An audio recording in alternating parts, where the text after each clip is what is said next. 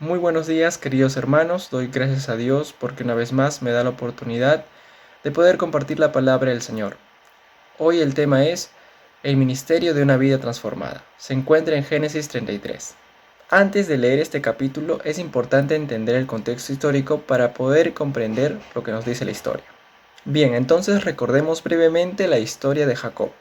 Recordemos que Jacob desde muy temprana edad quería la primogenitura de su hermano Esaú. Por esta razón hubo conflictos en su familia, hasta llegó a estafar a su propio padre. Esto hizo que su hermano Esaú lo odie a tal punto de querer matarlo, por haber usurpado su primogenitura. Por esta razón Jacob huye de su familia para no ser castigado por su pecado. Fue así que conoció a Labán su suegro y trabajó para él para casarse con su hija Raquel. Pero él también terminó estafado y en vez de trabajar 7 años, trabajó 14 años. Fue así que Jacob huye por segunda vez, pero ahora de su suegro y con toda su familia. Ahora Jacob, luego de ver la mano de Dios durante toda su vida, decide reconciliarse con su hermano Esaú. Y durante esa travesía Jacob se encontró con el ángel de Peniel y su nombre fue cambiado a Israel. Y fue así como Dios preparó el camino de Jacob para poder reconciliarse con su hermano Esaú. Bien, ahora vamos a leer el versículo 1 y 2 de Génesis 33. Alzando Jacob sus ojos, miró y he aquí venía Esaú y los 400 hombres con él. Entonces repartió él los niños entre Lea y Raquel y las dos siervas. Y puso las siervas y sus niños delante, y luego a Lea y sus niños, y a Raquel y a José los últimos. Podemos ver que Jacob anticipaba un ataque. Él piensa que su hermano Esaú viene a atacarlo, y por esta razón él organiza a su familia de tal forma para que no puedan ser heridos todos en un solo ataque. Jacob no dejaba de ser un ser humano. Él organizó a su familia de acuerdo a lo que sentía. Hizo acepción de personas de acuerdo a su sentir. Y podemos ver aquí cómo se cocinaba la historia de José y por qué razón sus hermanos lo odiaban a tal punto de querer matarlo. Entonces recordemos que nuestra actitud siempre traerá un resultado o una consecuencia, y más aún si tenemos hijos. Ahora vamos al versículo 3. Y él pasó delante de ellos y se inclinó a tierra 7 veces, hasta que llegó a su hermano. Ahora podemos ver la actitud de Jacob ante su hermano. Jacob era el dueño de la primogenitura, de la bendición, pero él vino ante su hermano humillándose. ¿Y qué nos recuerda esto? Vamos a Filipenses capítulo 2 versículos 5 al 8. Haya pues en vosotros este sentir que hubo también en Cristo Jesús, el cual siendo en forma de Dios, no estimó al ser igual a Dios como cosa a que aferrarse, sino que se despojó a sí mismo, tomando forma de siervo. O sea, Jesús, siendo Dios, vino como siervo para poder servirnos y morir por nuestros pecados. Podemos observar esta misma sombra de Jacob y esa actitud que tuvo ante su hermano. Jacob, como repito, era el dueño de la primogenitura y de la bendición, pero vino como siervo ante su hermano, porque Dios ya había cambiado su corazón. Ahora, nosotros, ¿cómo debemos presentar el Evangelio? A pesar que Dios nos ha hecho reyes y sacerdotes, según Apocalipsis 1:6, entonces, ¿cómo debemos presentar el Evangelio? Siguiendo el ejemplo de Jesús, como siervos. Él dice, ustedes me llaman maestro y señor, y dicen bien, porque lo soy. Pues si yo, el Señor y el Maestro, les he lavado los pies, también ustedes deben lavarse los pies unos a otros, porque les he puesto el ejemplo, para que lo mismo que yo he hecho con ustedes, también ustedes lo hagan. Así se presenta el Evangelio, sirviendo a los demás. Ahora vamos al versículo 4. Pero Esaú corrió a su encuentro y le abrazó, y se echó sobre su cuello, y le besó, y lloraron. Jacob no esperaba esta respuesta. Ver a su hermano correr, abrazarlo y echarse en su cuello y llorar, cuando años más tarde Esaú había jurado matarlo.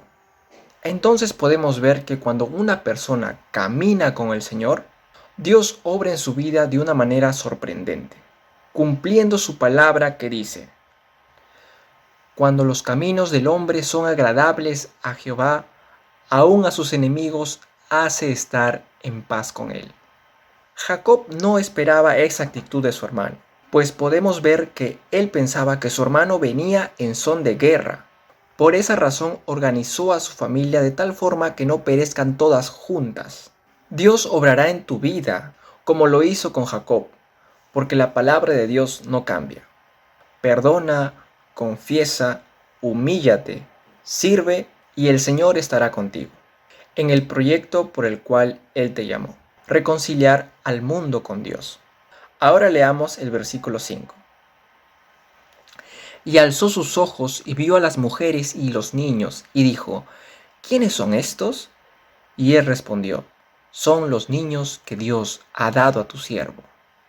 Bien, ahora vemos que Jacob no se jacta de lo que tiene, sino siempre atribuye las cosas que tiene a Dios. No se glorificó ante lo que veía a sus ojos, sino que reconoció que todas las cosas vienen de Dios. Vamos al versículo 6 y 7.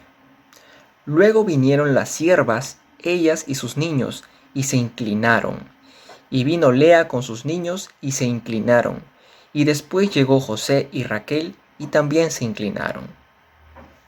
Ahora observemos esta escena con mucha atención. Hay una similitud de actitud, una congruencia de vida entre Jacob y su familia. Y podemos ver esta escena también en el Nuevo Testamento. De cierto os digo, no puede el Hijo hacer nada por sí mismo, sino lo que ve hacer al Padre. Porque todo lo que el Padre hace, también lo hace el Hijo igualmente. Todos nosotros tenemos como ejemplo a nuestro Señor Jesucristo. Nuestra vida debería concordar con el ejemplo que Él nos dejó. Pues si no es así, entonces, ¿quién es nuestro Padre realmente? Jesús dijo a los fariseos: vosotros sois de vuestro padre el diablo, y los deseos de vuestro padre queréis hacer. No repitamos y sigamos la actitud que el mundo nos dice, sino tengamos fe en la santa palabra de Dios. Vamos al versículo 8. Y Esaú dijo: ¿qué te propones con todos estos grupos que he encontrado? Y Jacob respondió: el hallar gracia en los ojos de mi Señor. Podemos ver que Jacob, cuando vino a servir a su hermano Esaú, no solamente lo hacía con palabras, sino con sus bienes, con sus fuerzas. Ahora vamos al versículo 9, 10 y 11. Y dijo Esaú: suficiente tengo yo, hermano mío, sea para ti lo que es tuyo. Y dijo a Jacob: no, yo te ruego, si he hallado ahora gracia en tus ojos, acepta mi presente, porque he visto tu rostro, como si hubiera visto el rostro de Dios, pues que con tanto favor me has recibido. Acepta, te ruego, mi presente que te he traído, porque Dios me ha hecho merced, y todo lo que hay aquí es mío. E insistió con él, y Esaú lo tomó. Vemos que Jacob vino a servir a su hermano sin excusas ni contratiempos. Insistió ante el rechazo de su hermano de recibir su servicio, porque lo hacía de corazón. Bien, a partir del versículo 12 vamos a ver un contraste y la diferencia entre lo que es reconciliar y reunificar. Vamos al versículo 12. Y Esaú dijo: anda, vamos, y yo iré delante de ti. Prácticamente lo que propuso era una comunión con su hermano. Nosotros por la historia podemos ver que Esaú no era una persona que temía a Dios.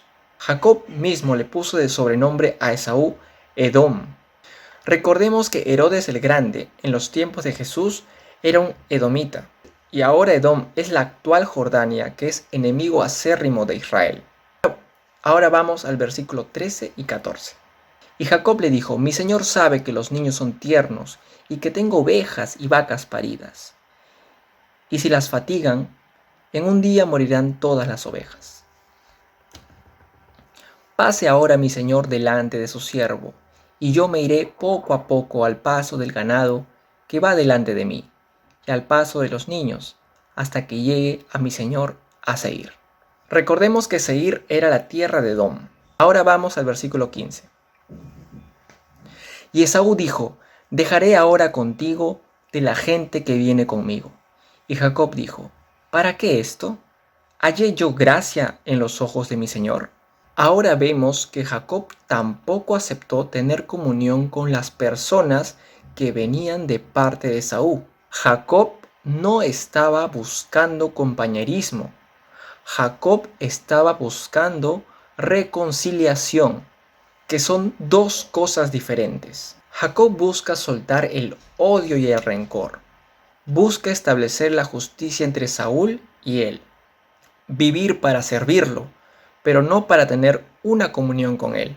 Jesús, siendo el soberano rey, vino a este mundo para servirnos y morir por nuestros pecados. Pero Jesús no vino a tener una comunión con el pecado ni a aceptar el pecado en nosotros, sino vino a perdonarnos y liberarnos de la muerte eterna. Dios es amor y justo. El que cree en el Hijo tiene vida eterna, pero el que rehúsa creer en el Hijo no verá la vida, sino que la ira de Dios está sobre él. Si realmente eres luz, no vas a poder tener comunión con las tinieblas, porque no soportarán la luz que Dios puso en ti. Una cosa es compartir el Evangelio, servir, ser propicio a las necesidades de nuestro prójimo, estar dispuestos a sufrir por cualquier agravio por el Evangelio.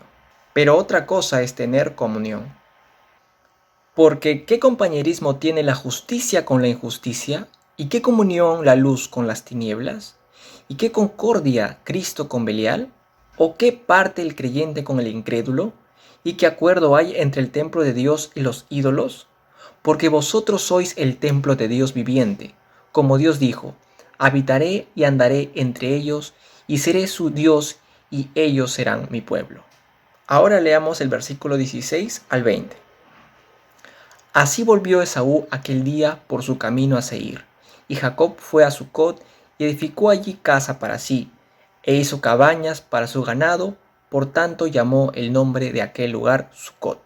Después Jacob llegó sano y salvo a la ciudad de Siquem, que está en la tierra de Canaán, cuando venía de Padán Aram, y acampó delante de la ciudad.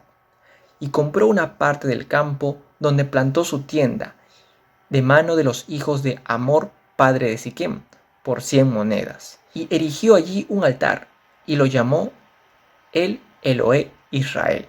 Finalmente Jacob, después de un largo camino de ser perseguido por el pecado, lo confiesa, es libertado, se reconcilia con su hermano y llega a la conclusión, llamando a la tierra que compró el Elohe Israel, que significa el Señor es el Dios de Israel, el Dios de Abraham, el Dios de Isaac, ahora es mi Dios y es nuestro Dios. Bendiciones.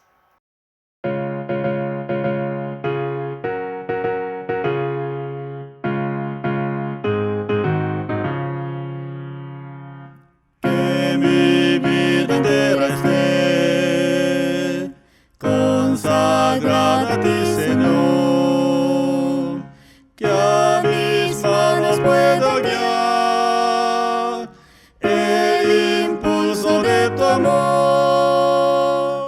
Lávame tu sangre, Salvador, mi Salvador, límpiame de todo mi maldad. Traigo a ti mi vida para ser, Señor, tuya por la eternidad. Que mis pies tan solo en pos de lo santo puedan ir, y que a ti, Señor, mi voz se complazca en bendecir. Lávame tu sangre, Salvador, mi Salvador, límpiame de todo mi maldad. Traigo a ti mi vida para ser, Señor, tuya por la eternidad. Que mi tiempo todo esté consagrado a tu